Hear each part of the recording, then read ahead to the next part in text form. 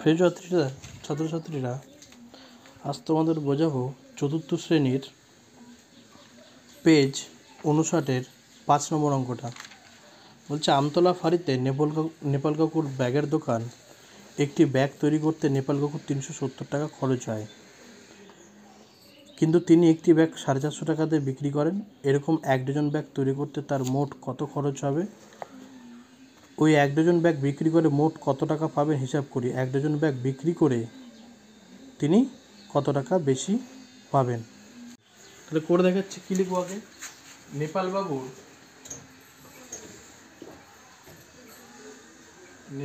বাবুর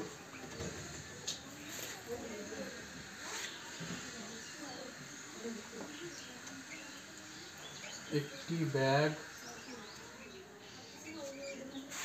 তৈরি করতে খরচ হয়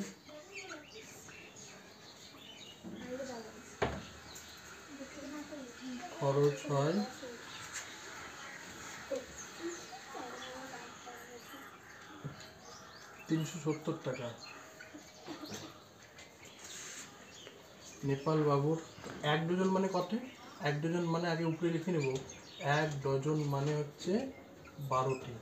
তাহলে 12টি ব্যাগ তৈরি করতে খরচ হয় 370 গুণন 12। তাহলে 370 আর 12 গুণ করবো। গুণ করা হচ্ছে 2 0 0, 2 7 14 4, হাতে 1, 2 3 6 1 7। এবার 1 দিয়ে গুণ করে 1 0 0, 1 7 7, 1 3 3, কত হচ্ছে 0 4 7 7 14 4, হাতে 1, 3 1 4, কত হলো 4440 টাকা। এবার লিখব, নেপাল বাবু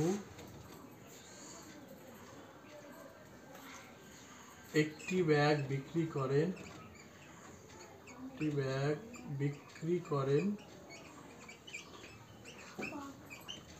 450 টাকায়।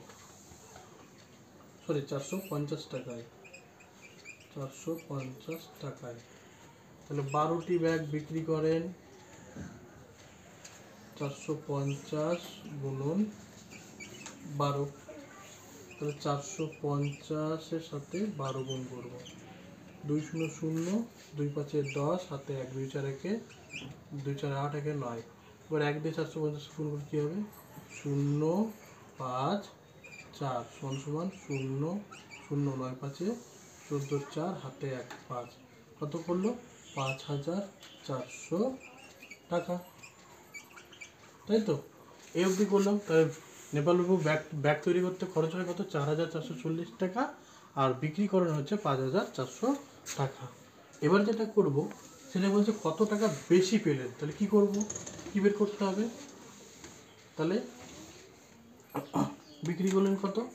তাহলে লিখবো হচ্ছে কি, তিনি বেশি বিক্রি করলে বেশি পেলেন। বিক্রি করে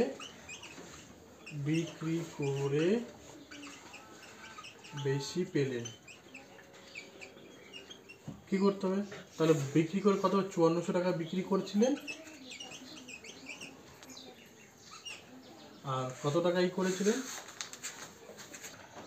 4440 টাকা। এটা বিয়োগ করে দিলেই আমার হয়ে যাবে। এটা বিয়োগ করলেই তিনি কত টাকা বেশি পেয়েছেন সেটা হয়ে যাবে।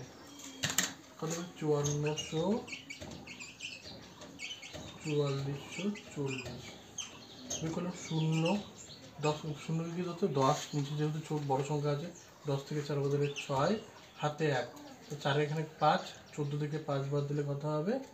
9, হাতে 1, 5 5 0। তাহলে কত টাকা বেশি পেলেন? 960 টাকা তিনি বেশি পেলেন। এবার এখানে তোমরা কিন্তু উত্তর লিখে দিবে যে 1 ডজন ব্যাগ বিক্রি করে